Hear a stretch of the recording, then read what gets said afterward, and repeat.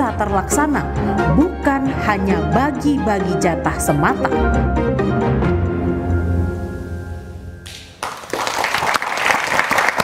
Kabinet Prabowo Gibran, kompetensi atau akomodasi adalah tema satu meja di forum malam ini. Telah hadir di studio politisi Partai Demokrat Hersaki Mahendra Putra. Malam, Bang Hersaki. Malam. Kemudian ada Bang Dhanil Ansar Simanjuntak, juru bicara Prabowo Subianto. Malam, Bang Dhanil. Malam. Putri Komarudin, Waksekjen Partai Golkar. Malam, Mbak Putri. Lalu Dedi Sitorus, Ketua DPP PDI Perjuangan. Malam, Bang Dedi. Dan Ketua Departemen Politik dan Perubahan Sosial CSIS Arya Fernandes. Selamat malam, Arya. Mas Budi. Saya mulai dari Bung Dhanil dulu. Dalam bayangan Pak Prabowo, second kabinet itu apa sih sebetulnya? Second kabinet tentu tidak bisa diduplikasi 100% dalam konteks historis ya. Okay. Artinya tidak berasal dari partai dan sebagainya. Yang diambil tentu adalah profesionalisme dan skillfulnya. Jadi Pak Prabowo tentu ingin mendorong bagaimana kabinet beliau 5 tahun ke depan itu diisi oleh orang-orang yang profesional.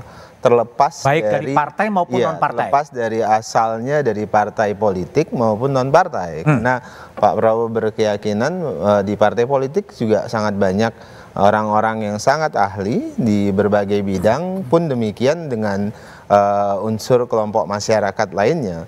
Nah, tapi yang paling penting adalah mereka adalah ahli. Selain itu memang ada syarat lain, misalnya yang sering disampaikan Pak Prabowo itu adalah terkait dengan integritas. Integritas ini bagian yang sangat penting dan jadi catatan penting.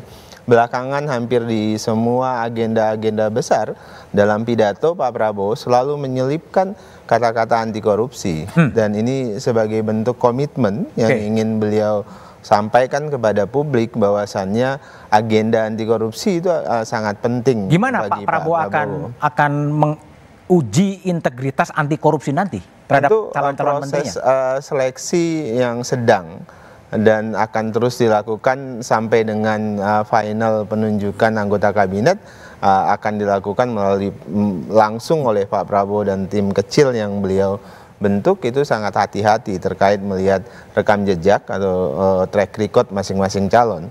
Selain integritas tentu kompetensi tadi di awal, kemudian ketiga itu loyalitas, Mas Budiman.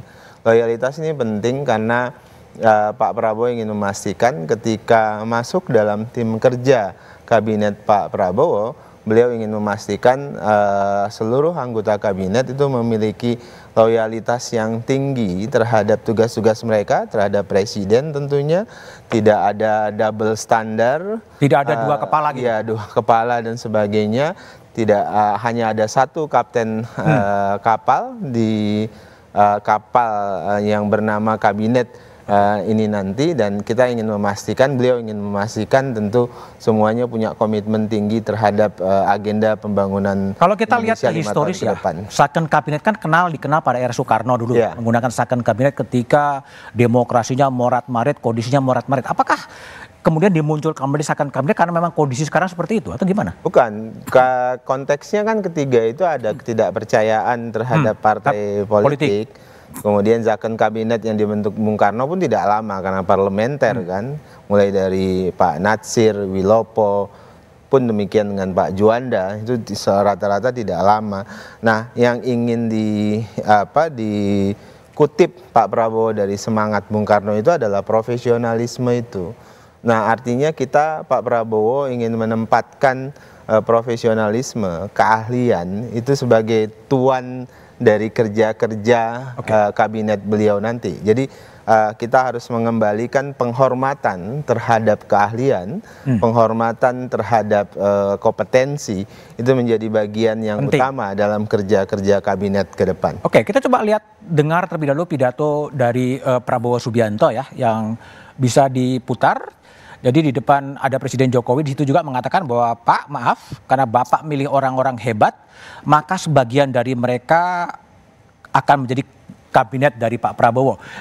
Kita dengar dulu bagaimana ucapan Pak Prabowo persisnya. Pak, maaf Pak, karena Bapak pilih orang-orang hebat, mungkin sebagian dari mereka di kabinet saya Pak nanti ini. Oke, Mbak Putri, Jadi kalau dilihat dari pidato Pak Prabowo tadi, bagian dari kabinet Pak Jokowi akan menjadi bagian dari Pak Prabowo. Itu juga format dari Zakon sebetulnya. Ya, saya bisa bicara dari perspektifnya Partai Golkar misalnya. Kader-kader kami kan memang banyak juga yang latar belakangnya profesional, baik itu mereka pengusaha, akademisi atau mempunyai keahlian di bidang tersebut. Jadi kalau Pak Prabowo bilang orang-orang hebat yang mengisi kabinet Pak Jokowi hari ini itu akan beliau boyong juga ke kabinetnya, kami merasa sangat tersanjung tentunya dan berharap kalau tentu itu adalah kader-kader kami yang sekarang memang sudah ditempatkan di kabinetnya Pak Jokowi hari ini.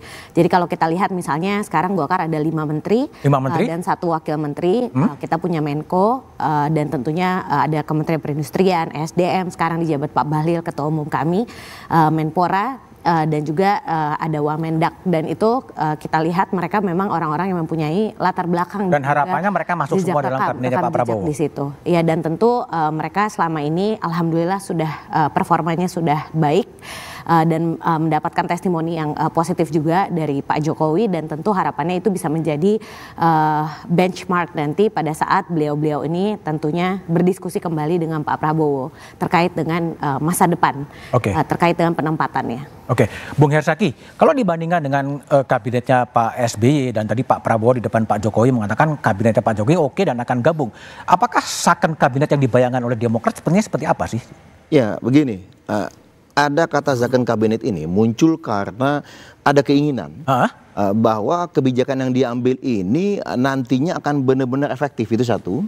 Yang kedua, memberikan manfaat yang berdampak kepada masyarakat. Itu yang kami tangkap terkait dengan muaranya. Jadi berbicara mengenai Zakon kabinet itu intinya di situ. Karena bagaimanapun Pak Prabowo ini kan punya mimpi, punya gagasan besar yang ingin dalam 5 tahun bisa dilaksanakan, diwujudkan.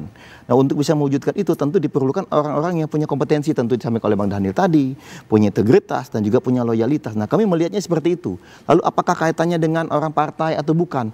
Kalau kami melihatnya ada perbedaan ya. Ada perbedaan ketika bicara Zakon kabinet sebagai konsep di era dulu, bahwa itu sepenuhnya terjadi di kabinet parlementer. Hari ini kita presidensial. Yang kedua, kita masih ingat juga hari ini kalau bicara mengenai Zakon kabinet, setahu kami itu biasa terlepas dari ideologi. Nah, intinya takutnya kalau kabinetnya partai A, dia cenderung ke partai A misalnya kesetiaannya. Tapi hari ini Demokrat memastikan, Mas Ahaye Ketua Umum kami juga sudah menyampaikan dalam berbagai kesempatan, siapapun yang nanti akan diusulkan oleh Demokrat, yang kemudian dipilih oleh Pak Prabowo, itu kesetiaan utama dan terutamanya adalah untuk bangsa dan negara. Untuk bangsa dan negara. Yang kedua adalah kita akan mendukung penuh kabinet Pak Prabowo sama 5 tahun ke depan. Apapun kebijakannya kita amankan. Karena bagaimanapun Demokrat merupakan bagian tidak terpisahkan dari perjuangan dan kemenangan Pak Prabowo kemarin di Pilpres. Dan sesuai komitmen awal, kita akan kawal terus selama 5 tahun. Dimanapun posisi, dimanapun tanggung jawab yang akan diberikan kepada kader-kader kami. Oke, baik. Bung Deddy, kalau soal Zakon, apakah kabinet Presiden Jokowi dengan Ma'ruf Amin sekarang termasuk yang Zakon, semi Zakon atau gimana? Itu kayaknya kabinet sakarepmu. Sakarepmu itu gimana? Iya kan mau-maunya presiden kan, karena memang prerogatifnya. Tapi kan kita kembali ke sejarah dulu lah. Zakon kabinet itu dari mana sih asalnya? Kan tadi sudah disebutkan, zaman tahun 57 sampai 59 itu ada kabinet Juanda. Karena sebelumnya kabinet Ali Sostromijoyo itu mundur, bubar. Sebelum-sebelumnya itu pada jatuh bangun. Kenapa? Karena situasi parlemen pada waktu itu, karena kita di era liberal pada waktu itu, sebentar-sebentar jatuh. Parlemen susah ngambil keputusan. Birokrasinya nggak efisien, nggak efektif. Lalu ada persoalan-persoalan di daerah, ada pemberontakan di Aceh, ada di Makassar, ada di mana-mana nih, Sumatera Barat gitu ya. Sehingga presiden lalu menunjuk Pak Juanda waktu itu untuk membentuk kabinet ahli. Terlepas dari partai politik pada waktu itu. Jadi tidak ada satupun anggota partai politik dalam kabinet Zakon yang dibentuk oleh Juanda. Pada waktu itu hanya ada 2 orang tentara militer pada waktu itu. Lalu itu di era waktu itu, pada saat itulah muncul yang namanya istilah demokrasi terpimpin. Terpimpin oleh apa? Terpimpin oleh ide. Ide itu oleh siapa? Oleh pemimpin besar revolusi, bukan terpimpin oleh ketua partai kan gitu. Jadi kemudian kita masuk ke era Orde Baru zaman Soeharto, ya itu sepenuhnya kabinet Golkar kan gitu. Karena partai lain kan cuma pendamping aja jadi partai politik. Hasil pemilu sudah ketahuan jauh sebelum pemilu. Nah di era reformasi orang sering menyebut kabinet gotong royong era Ibu Megawati itu sebagai kabinet Zakon. Karena apa? 2/3 anggota kabinet itu bukan dari partai politik. Hanya 1/3. Bahkan PD Perjuangan pada waktu itu hanya 3 menteri. Ya, itu Menteri Bappenas waktu itu Pak Kwi Kian-gi. Lalu ada Laksamana Soekardi, terus ada Menteri Tenaga Kerja, Pak Jakob Nuawea waktu itu ya. Jadi itu yang sering disebut dan harap diingat pada zaman Ibu Megawati itu karena dia memang kabinet Zakon, akhirnya krisis ekonomi itu bisa dengan cepat diselesaikan. Kalau sekarang? Tadi dulu kan jangan lompat dulu bos. Jadi itu dulu ya. Jadi 1/3 saja yang dari partai politik sehingga memang bisa mendrive kebijakan nasional. Nah masuk ke masa Pak Jokowi kan hampir semua bisa dikatakan, bukan hampir semua, tapi almost 50% of the cabinet member itu dari partai-partai politik.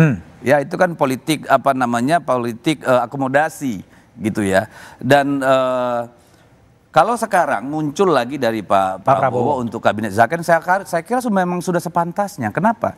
Ini situasi yang dihadapi oleh Ibu Megawati pada tahun 2002 itu mirip yang dihadapi Pak Jokowi pada Pak Prabowo pada hari-hari ini. Situasi ekonomi kita jelek banget. Ya, lihat APBN kita, bagaimana kemampuan fiskal negara, bagaimana pendapatan negara dibandingkan dengan belanja, transfer daerah dan seterusnya. Ada defisit yang terus melebar, ada beban utang yang terus-menerus menumpuk, ada persoalan ekonomi yang dirasakan oleh rakyat, ada deflasi yang sudah 4 bulan berturut-turut nih. Krisis 1099 itu deflasinya 7 bulan ambruk. Kita sudah 4 bulan nih mengalami deflasi, yang artinya apa? Harga barang turun. Ya kan kemampuan daya beli masyarakat turun. Akhirnya apa? Ini gelombang PHK akan terus terjadi. Ya, ini ada persoalan yang sangat besar. Simpanan orang Indonesia 100 juta ke bawah itu 1,5 triliun berkurang 80%. Jadi ada persoalan cash dry out di bawah. Ditambah geopolitik kita, geopolitik dunia yang pernah kelar-kelar nih. Ya, urusan perang dagang Amerika dengan China, Eropa dihadapi dengan masalah-masalah lain ya, termasuk dampak Ukraina, Timur Tengah dan seterusnya. Ini ada persoalan yang sangat besar yang sedang dihadapi. Jadi sangat wajar kalau Zakon yang akan harus munculkan. Ya, tapi kan ini melakukan tidak semudah mengatakan. Mari kita lihat pembahasan di Balik soal Kementerian Negara itu disepakati. Ini cek kosong dikasih Pak Prabowo. Terserah mau berapa jumlah kabinetnya, mau bagaimana itu diberikan cek kosong nih ke Pak Prabowo.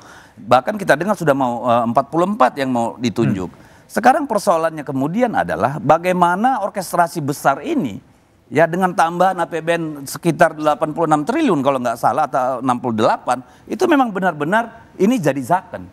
Karena apa kemudian dengan persoalan yang kita hadapi secara global dan internal Indonesia sendiri ini kan menjadi problem.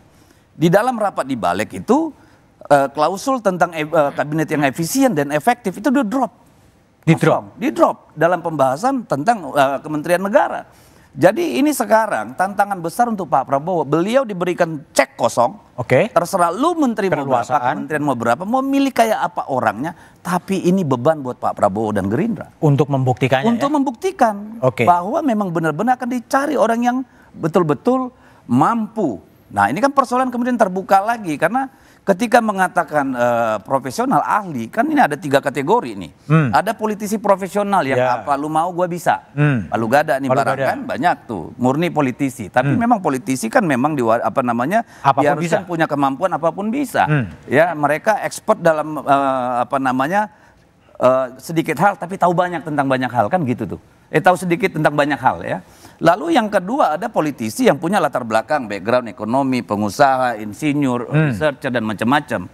Lalu ada orang yang merupakan referensi partai politik. Sekarang tergantung pada partai-partai politik yang masuk dalam kabinet Pak Prabowo. Apakah mereka akan mengendorse orang-orang yang merupakan pimpinan partai politik yang politikus murni atau memang punya background tertentu sesuai nanti nomenklatur yang diberikan kementeriannya atau mau mengendorse orang-orang dari luar yang betul-betul punya keahlian untuk menduduki pos-pos yang ditunjuk itu. Oke, baik Bang Didi. Jadi memang pertanyaannya, apakah kemunculan Zakon kabinet itu hanya sekedar pembeda atau ada maksud lain? Kita bahas setelah jeda berikut ini.